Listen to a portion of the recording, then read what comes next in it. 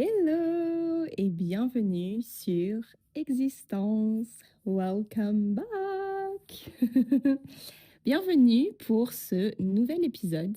Un épisode un petit peu plus en lien avec des événements récents, car je viens de fêter mon anniversaire. Enfin, je viens de le fêter. Ça fait quand même quelques jours maintenant, mais j'ai réalisé en pensant à mon anniversaire que ça pouvait faire un bon épisode pour le podcast parce que, à vrai dire, notre âge, je pense, ou en tout cas c'est comme ça que je l'ai interprété, vécu, réalisé, mais ça fait partie de qui on est, de ce qu'on vit, de nos expériences et donc de notre réalité.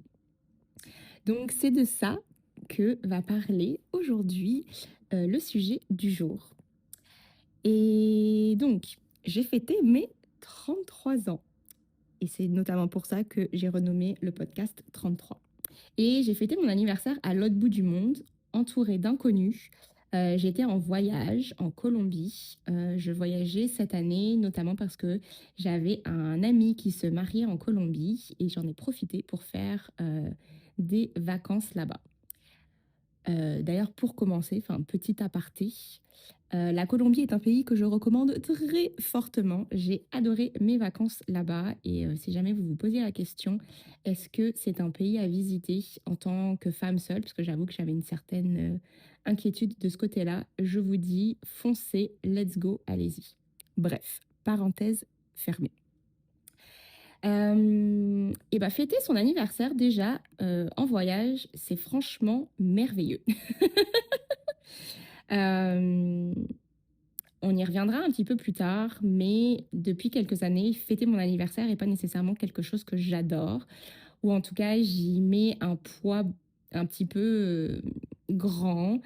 Je sais jamais quoi faire et quand je m'écoute, en fait, je préférais plutôt ne rien faire, passer outre cette journée.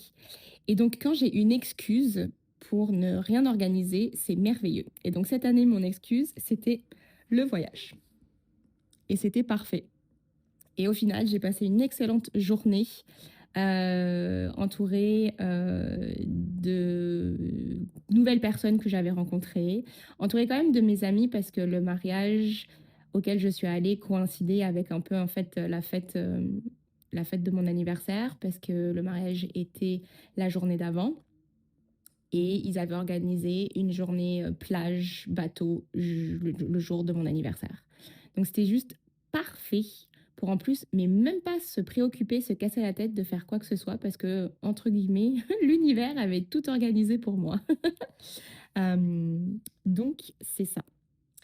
Et pendant les vacances, j'avoue, en fait, c'était surtout quand j'étais dans l'avion, quand j'ai fait Montréal-Carthagène. Je savais que je voulais faire l'épisode sur l'âge, mais je savais pas nécessairement encore comment j'allais le construire, comment j'allais le structurer. Puis j'ai vraiment eu un peu comme vous savez, une idée qui émerge comme ça, une lubie, un truc qui émerge. J'étais comme waouh! C'est là que l'ampoule s'allume. Et j'ai réalisé qu'en fait, notre âge, c'est une variable de notre existence comme une autre. Et cette variable-là, je la voyais vraiment comme j'avais une image d'une équation mathématique devant moi. Vous savez, les trucs qu'on apprenait quand on était plus jeune, là, et puis il fallait déplacer il fallait exclure le x pour qu'on puisse trouver le résultat final. Là. Mais je dis n'importe quoi, du coup, genre a, b plus xc égale d, enfin bref. J'utilise vraiment un exemple vraiment pas approprié pour moi parce que je suis nulle en maths. C'est vraiment pas ma force, mais je le voyais un petit peu comme ça.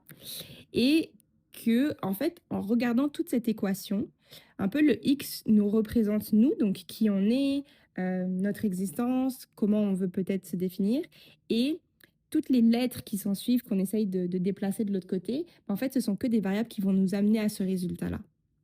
Et notre âge, je le voyais vraiment comme une de ces variables-là, comme une donnée neutre qui fait partie de nous, qui fait partie de notre identité, de qui on est, mais qui en est une parmi tant d'autres, parce qu'en fait, il y en a plein dans notre existence. Donc oui, notre âge, mais après, ça pourrait être notre identité peut être un peu plus physique. Est-ce qu'on est considéré comme quelqu'un de grand, de petit? Est-ce qu'on a les yeux verts, bleus, marrons? Est-ce qu'on a les cheveux blonds, bruns, roux? Est-ce qu'on se considère comme une femme, comme un homme, comme une personne sans genre, pardon? D'où est-ce qu'on vient? Est-ce qu'on est... moi, je me considère donc française, parce que je suis née en France, mais française, canadienne, d'un autre pays, la langue qu'on parle, etc., etc. Puis en fait, tout ça, vous les ajoutez, il y a plein de variables qui nous définissent, nous, euh, le X, si je peux dire. Et en fait, j'avais un peu envie de déplacer cette variable qui est notre âge du côté où on va aller la mettre dans les variables qui ne me dérangent pas, si je peux dire. Et j'avais envie de la déplacer parce qu'en fait, en ce moment, mon âge est quand même une variable qui un peu me dérange et je lui colle et je lui donne une signification. Je lui donne un indicateur de valeur. Et en fait, j'ai un peu envie de commencer cette démarche d'arrêter de me définir par ce chiffre-là. Et donc, je voulais la déplacer et juste le simple fait de réaliser que mon âge n'est qu'une variable, que c'est une donnée neutre, qu'elle n'a pas une signification plus importante qu'une autre variable, ben, ça m'a aidé dans ce processus-là un petit peu. Parce que oui, depuis quelques années, je vais pas vous mentir, mon âge, c'était pas nécessairement quelque chose dont peut-être j'étais fière, contente, ravie, enjouée de fêter mon anniversaire année après année. Puis ça, je vous dirais que c'est apparu lors de la barre des 30 ans. Oui, j'ai très mal vécu mes 30 ans. 30 ans, ça m'a fait peur quand ils sont arrivés, pour plusieurs raisons. Première raison, on va dire un peu cette pression sociétale, que on arrive un peu au carrefour dans la trentaine, à savoir ben, où est-ce qu'on en est par rapport à notre vie, puis où est-ce qu'on s'en va. Là, je fais un peu un lien aussi avec l'épisode précédent, Madame Comparaison, mais c'est vrai que je me suis beaucoup comparée lors de mes 30 ans, parce que moi, je revenais de mon voyage de Nouvelle-Zélande, je me réinstallais à Montréal, et il fallait un peu que je me reconstruise à travers ça. Mais du coup, ben, j'étais pas propriétaire, j'avais pas de copains, j'ai toujours pas d'enfants. Puis tout ça, tous ces trucs sont devenus très gros dans ma tête.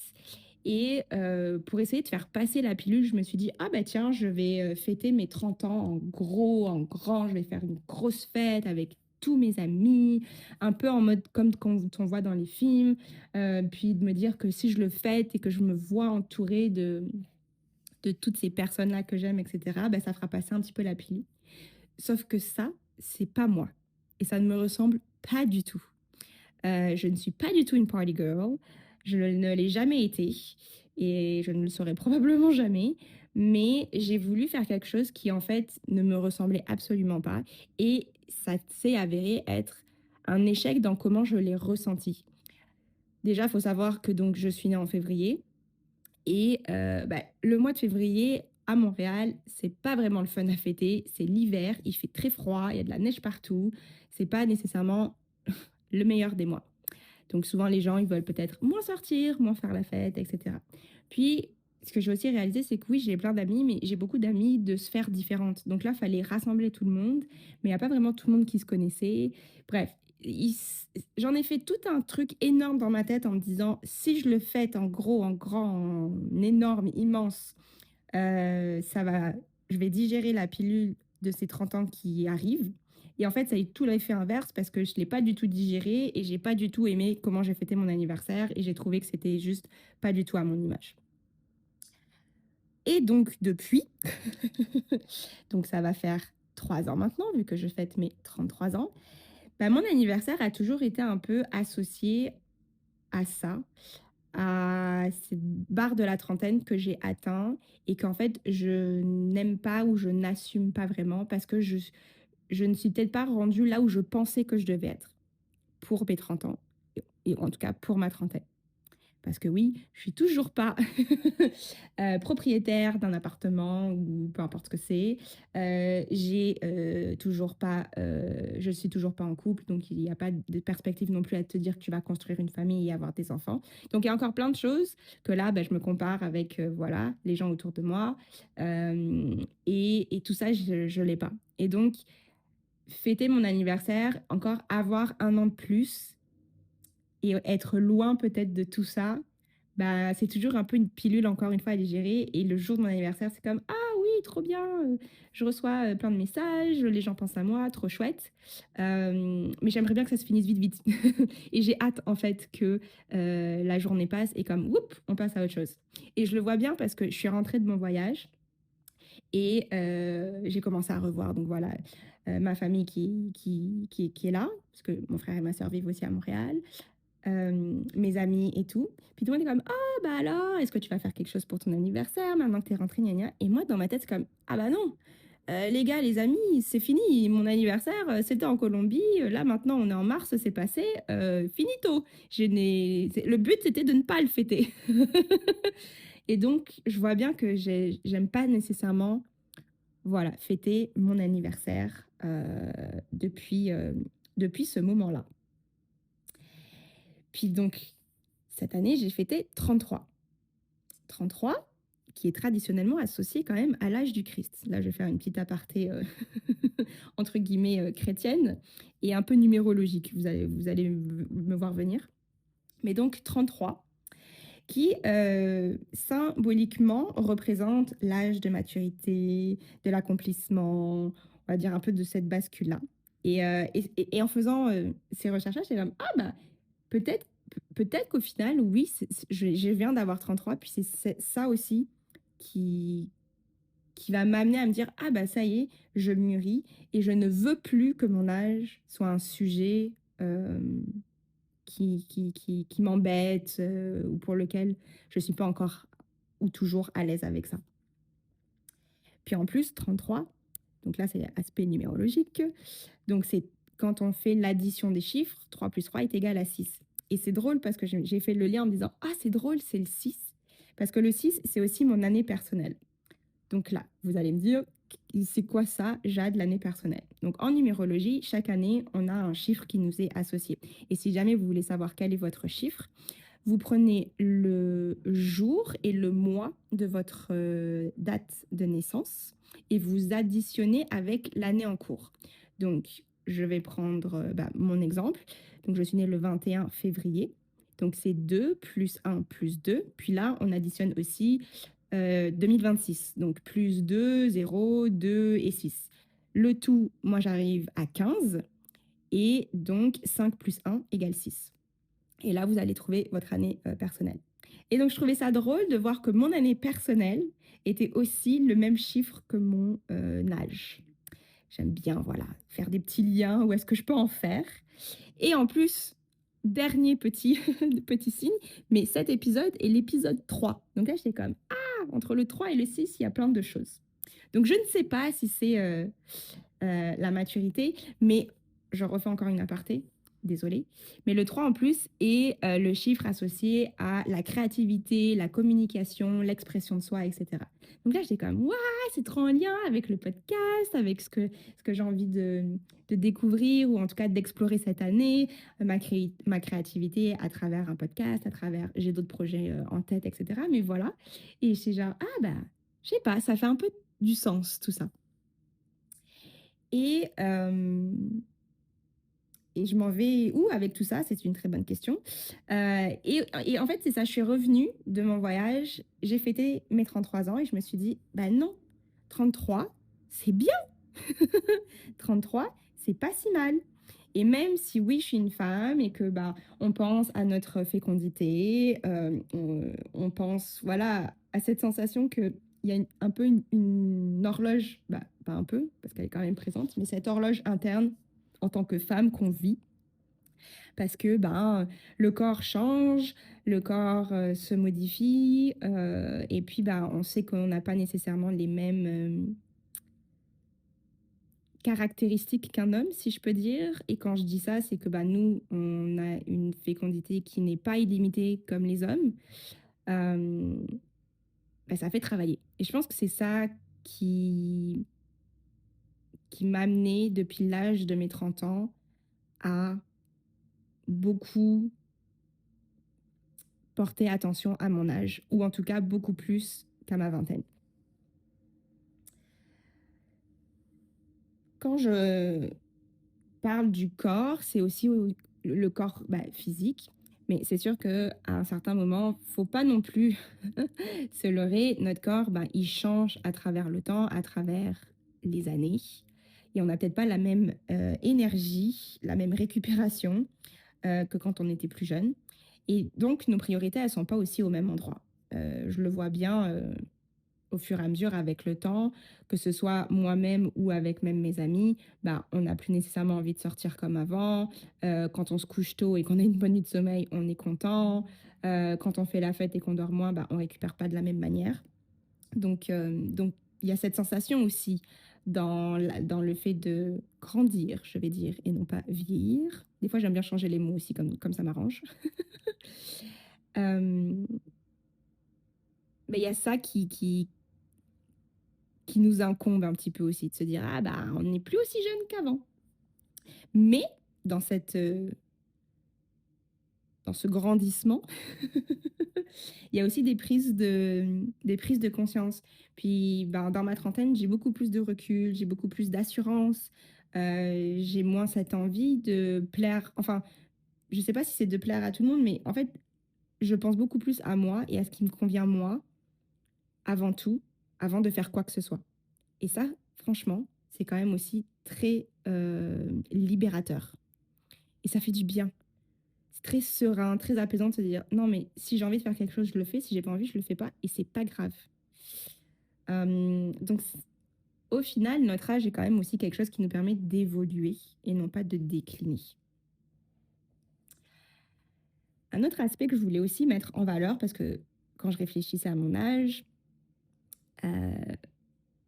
je pense que fêter mon anniversaire, je fais souvent la liste de toutes les choses que j'ai pas encore accomplies, comme vous l'avez bien peut-être compris, et en faisant des liens avec tout ce que j'ai dit précédemment. Mais j'en oublie et je manque tout le temps d'objectivité sur tout ce que j'ai accompli déjà.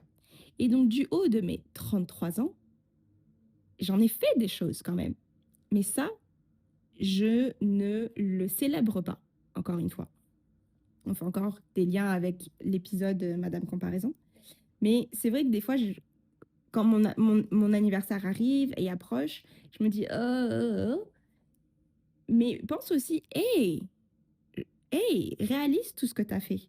Réalise tout le chemin que tu as parcouru et arrête de minimiser tout ce que tu as vécu parce que c'est tes victoires à toi aussi et ça t'a permis d'arriver là où est-ce que tu en es aujourd'hui. Et donc, tout ce que j'ai construit, tout ce que j'ai osé faire, tout ce que j'ai traversé, comme vivre à l'étranger plusieurs fois, voyager seule, comme là je viens de le faire en Colombie, faire une formation de yoga, comme tout ça, ça compte aussi. Alors ne l'oublie pas, Jade, ne l'oublie vraiment pas. Donc c'est ça, ce piège de manquer toutes les expériences, mais en fait de manquer d'être reconnaissante sur tout ce qu'on vient de vivre aussi. Et en structurant également cet épisode, je voulais vraiment mettre un peu l'emphase, ou en tout cas parler plutôt vers la fin, de quelque chose que je sais que je fais constamment, pardon, et que je voudrais arrêter. Et donc, le verbaliser, le dire dans mon podcast, parce que je sais qu'il y a quand même les gens écoutent ce que je dis, pour qu'on puisse me le remettre en pleine face par la suite, je voudrais me faire la promesse de reconditionner mon cerveau et d'arrêter de dire que je suis vieille. Parce que oui, depuis que j'ai 30 ans aussi, j'arrête pas de dire que je suis vieille, alors que ce n'est pas vrai. Et je sais pourquoi je le dis, c'est parce que j'ai tellement peur que quelqu'un me le dise en face avant moi, que je préfère moi le dire en premier pour pas que ça vienne me blesser. J'en suis absolument consciente depuis ces derniers temps. Donc, je le dis tout le temps. Alors, je le dis aussi parce que quand je suis entourée de certaines personnes, j'ai quand même certaines de mes amies qui sont plus jeunes que moi, mais pas toutes. Donc, déjà là, pas toutes, mais certaines. Euh, je suis l'aînée d'une fratrie de 3 enfants, donc je suis la plus grande. Mon frère et ma sœur sont plus jeunes. Puis j'ai un grand gap d'âge avec ma sœur, donc ça accentue quand même le fait que je me sens beaucoup plus vieille, puisque ma sœur, elle vient d'avoir 20 ans. Et donc j'en ai 33. Donc déjà, je suis comme, ah, c'est pas la même décennie, donc ça fait mal, si je peux dire. Mais après, dans d'autres circonstances, comme par exemple au travail, je suis la plus jeune. Donc c'est pas vrai. C'est pas vrai que je suis vieille. Et donc voilà, je veux vraiment me faire mais le serment de là commencer ce nouvel âge en arrêtant de dire que je suis vieille parce que c'est pas vrai. Et je sais que je veux me protéger, mais on va peut-être arrêter la surprotection. Donc à partir de maintenant, je vais dire que je suis jeune. Ça va prendre un certain temps avant que je le pense vraiment, mais je voudrais vraiment essayer. Parce que je veux revenir à cette essence même de ma réalisation, de ma révélation qui me dit, mais notre âge est juste une variable parmi tant d'autres de notre existence. Et oui, on peut résister à notre âge, oui, on peut hésiter, je ne sais pas, à le dire, à le ressentir, à l'incarner vraiment, mais ce n'est qu'une variable. Et c'est vraiment ça qui m'a un peu guidée dans les dernières semaines, dans les derniers mois, et que j'avais envie de partager aujourd'hui dans le podcast en me disant, c'est vraiment juste un chiffre, c'est vraiment juste une variable, et ça en est vraiment juste une parmi tant d'autres. Et il y a tellement d'autres choses qui nous incarnent, qui nous définissent, qui sont, qui font partie de nous, mais ça n'en est pas l'intégralité. Alors voilà. Donc du haut de mes 33 ans, en tout cas vous saurez bien l'âge que j'ai cette année, mais du haut de mes 33 ans, je ne suis pas en retard. Je suis exactement là où je suis supposée être. Et c'est juste une étape, c'est juste une variable et c'est juste un chiffre parmi tant d'autres. Donc voilà. Donc je ne sais pas si cet épisode aura résonné en toi, mais n'hésite pas à me le faire savoir. Et puis, bien sûr, si vous pensez que tout ce que je dis pourrait impacter, peut-être pas impacter, mais résonner avec d'autres personnes, n'hésitez pas du tout à partager le podcast. Et puis, bah, je finirai tout simplement par vous dire merci, merci encore à tous ceux qui m'écoutent. C'est quand même toujours assez impressionnant de me dire qu'il y a des gens qui prennent le temps de m'écouter blablater à chaque épisode et ça me va vraiment droit au cœur. Alors, merci énormément. Et donc, comme toujours, j'aime bien finir en disant que c'est Jadou qui vous fait des bisous. À la prochaine.